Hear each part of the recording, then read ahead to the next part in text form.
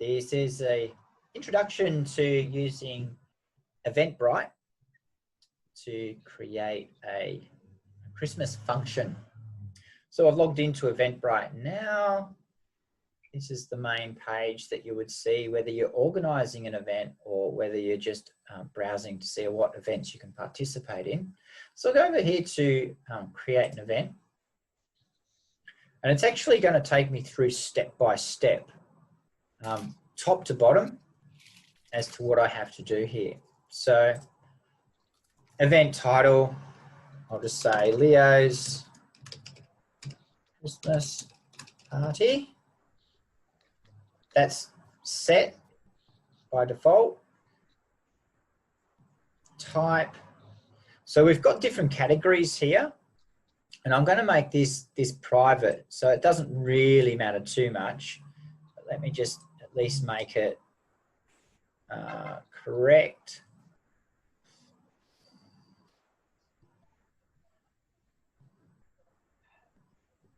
Well, I would say it would be a dinner or gala. Let's keep it at that. And the category,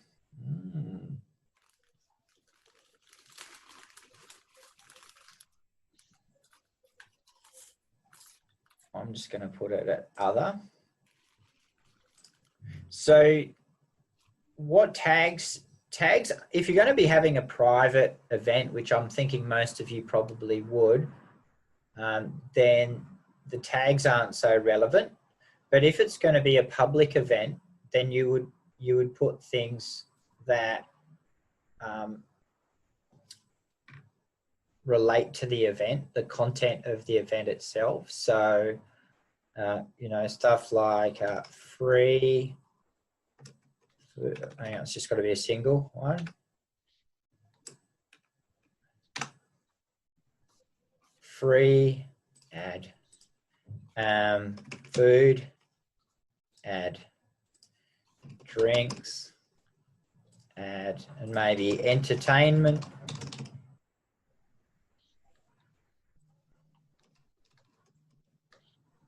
Embarrassment. Did I spell that right? No.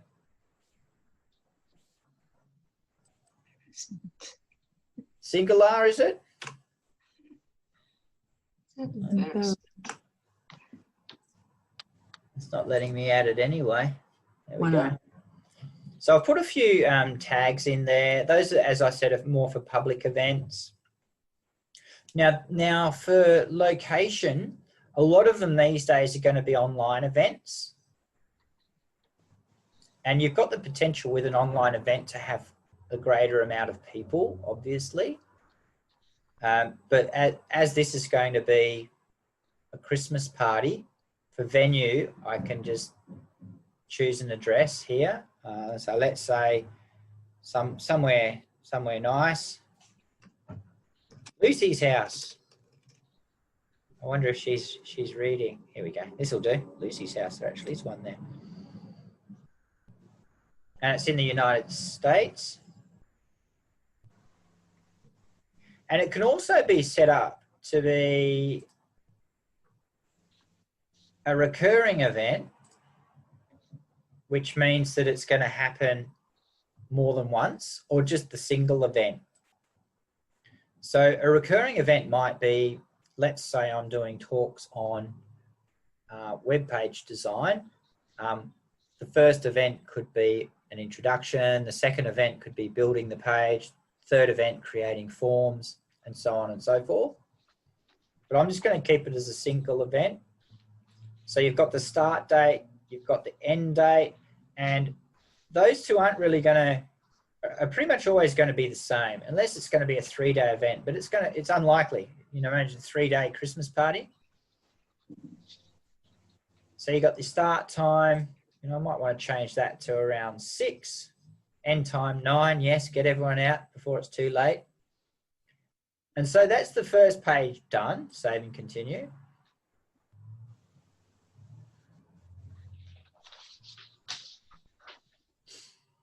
And now we keep on going with adding more information as we go through bit by bit.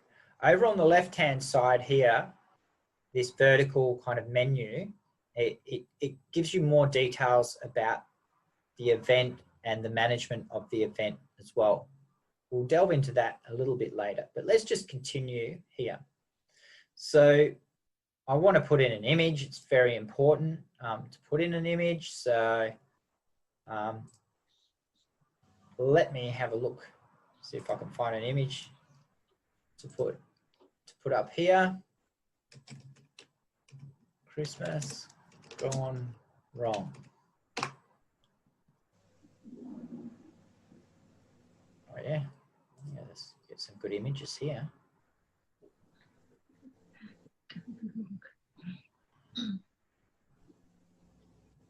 Go. That looks fine. Save image as. Save. I can come back to my Eventbrite tab, which is down here. And there it is. Now what it will do is pretty much this is where the image can fit into the Eventbrite page. So this area, the shaded areas will be cropped out automatically. Really important to have an image. Come and join me for a drink. And then you can put more information in here about the event. I'm just going to fill that. You can add another image, which would probably be preferable, and a video as well. I'm not going to do that. Save and continue. Okay, so we get to the ticket area. Over on the right-hand side, we can see you've got the paid, the free, or the donation option. I'm just going to go for the free option. I'm happy to call it general admission. Now, how many tickets are available? I think I mentioned 20. Price, that's not relevant because it's set to free. Now, this is where we can choose when the sales of our tickets begin and when they finish. So you've got to make sure you pay attention to this, because maybe if the, I think this looks like it's running up right up until the start time of the actual event. So it's giving 10 days time from the 9th of November right through to, no, 9th of November right through 19th of December to get the tickets. So that's plenty of a window. Click on save. Okay, we've created one here. That's fine. We'll go to next. Okay, so this is a little preview of actually what it looks like. Now I can change the settings. So by default it's public, but it's not hard to change it here just to private. And there's a number of different ways that you can let people access the event information and then book a ticket. So an event, a link will be created. That's this one here. And then anyone who has the link can sign up to the event. The only problem is that link could be forwarded around, and then you get more people than, well, you can set it at 20, but you might get people who you don't want attending. So probably the safest way to do it would be to do this option here. So only people with an Eventbrite invitation. And so then you can choose who you send the invitation to. And you can also choose when you want to publish it. So you can publish it straight away, or you can publish it in the past, in the future rather. So I'm just going to click on publish.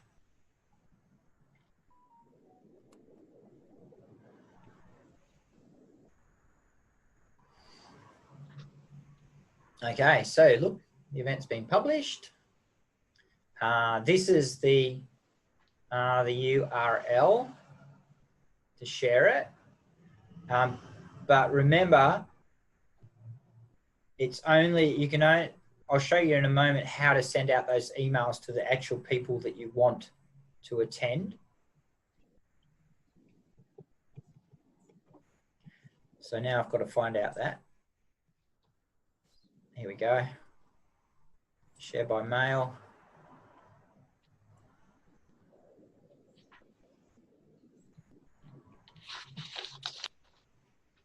Oh, it's because I'm in Chrome, it's not working. Okay, let me just close out of this and I'll go into my normal browser.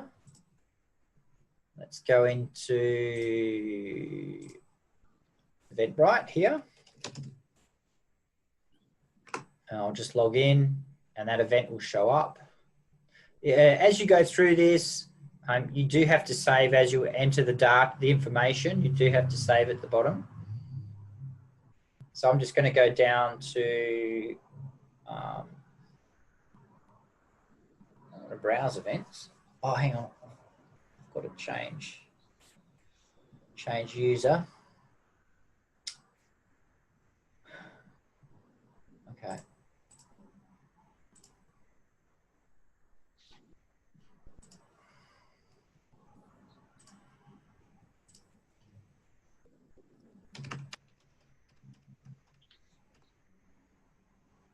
I have 2 accounts.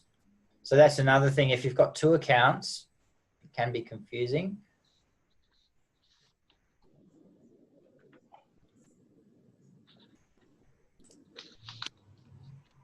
So I've just gone to manage events.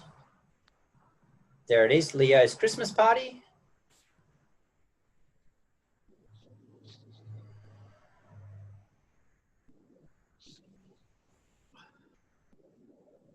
And you see up here, so I'm in the event dashboard, send email invitations.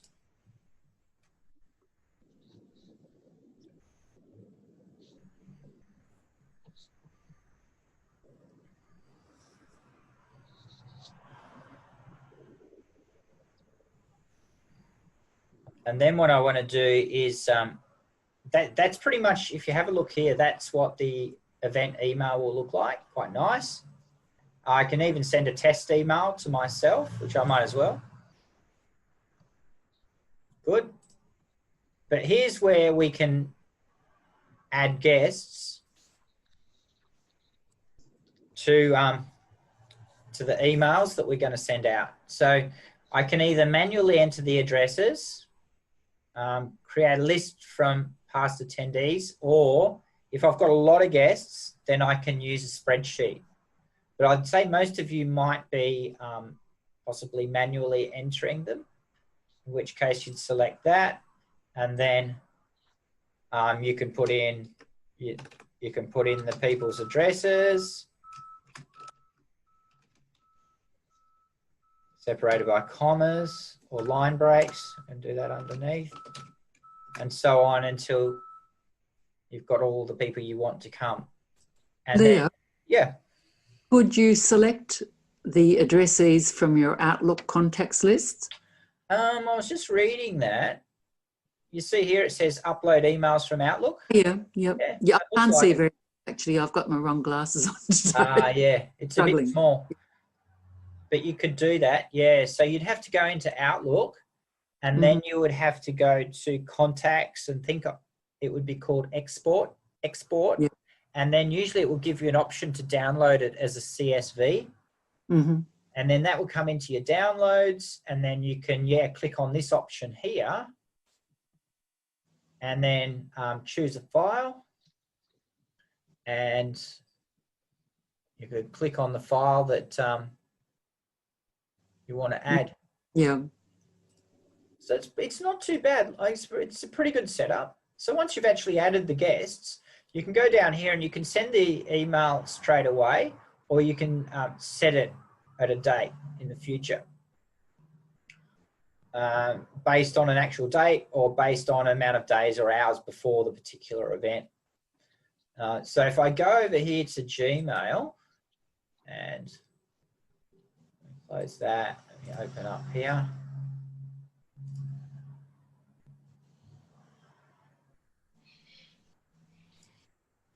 And we can see that this is what the email would look like that comes into your friend's inbox. And so just remember, only the people who I've sent the email to are able to attend the event. So this is how we can keep it private and we can control it. So this email can't be forwarded and then somebody else use it. The only thing is that you have to make sure that the people's email addresses are up to date, because if you've got an old email address that they never check, then they're not going to be able to, they won't read it. They would have been moved on to the new email address and they're not going to get the invitation.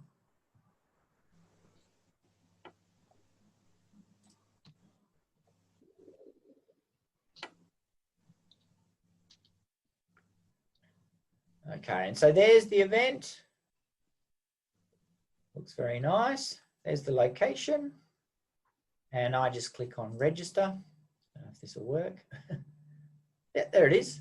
So you've got one ticket. It's free. Register.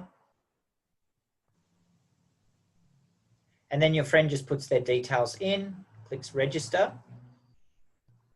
I might as well do that.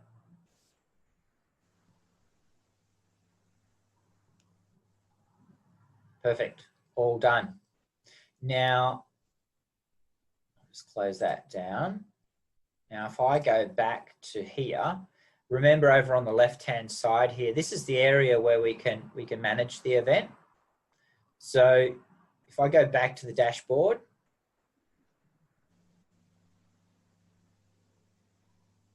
hey, one person's attending so far.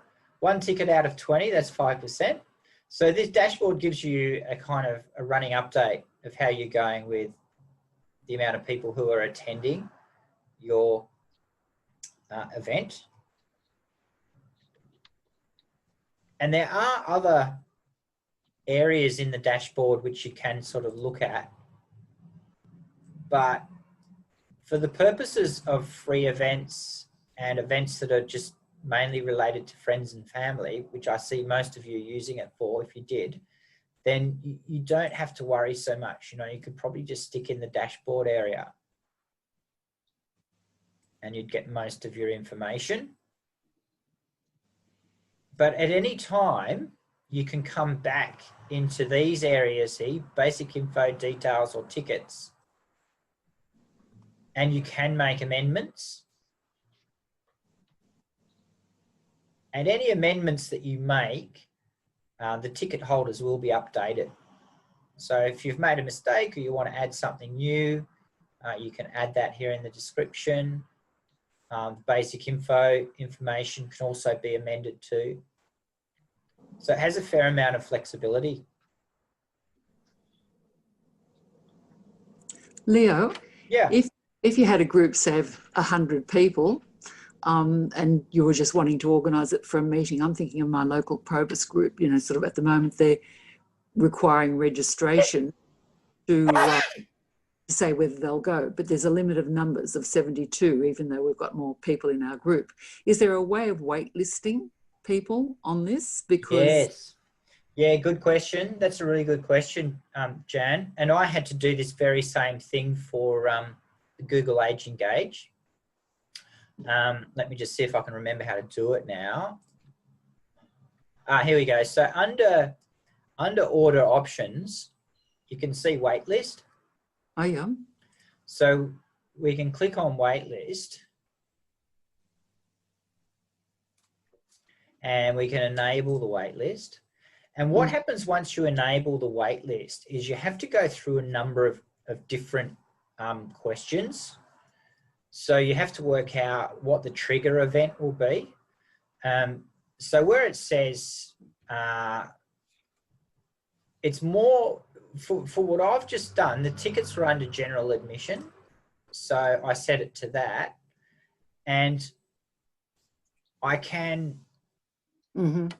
If at the moment, you see how it says 0 for Yep. unlimited, that means the wait list can just go on and on and on.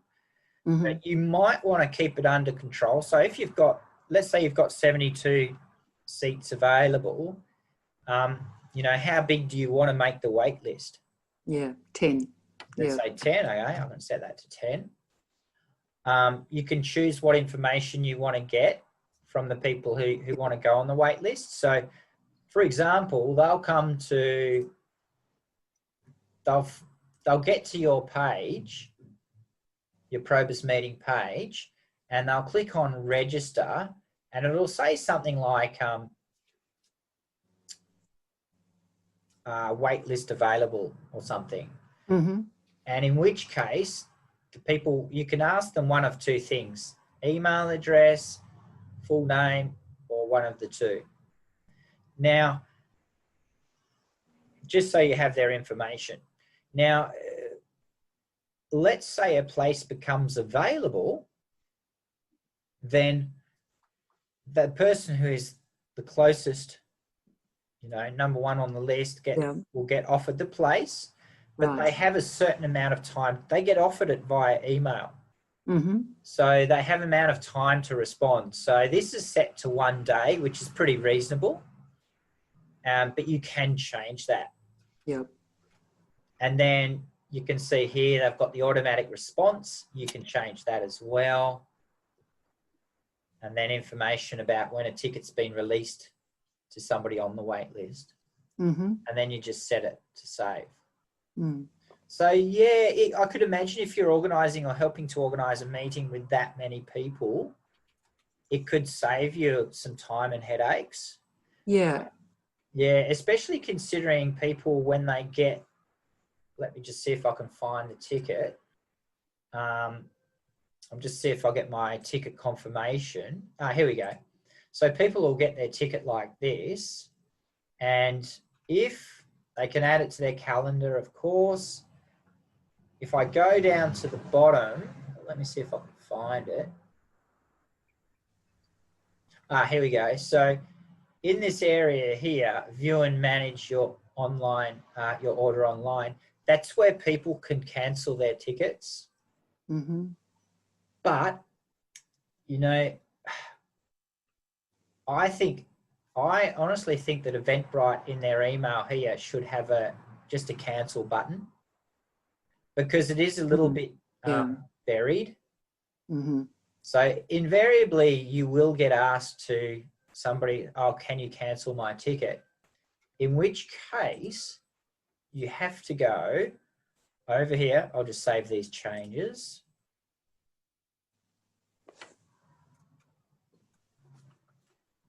Now you have to go over here to, I think it's under manage attendees, orders.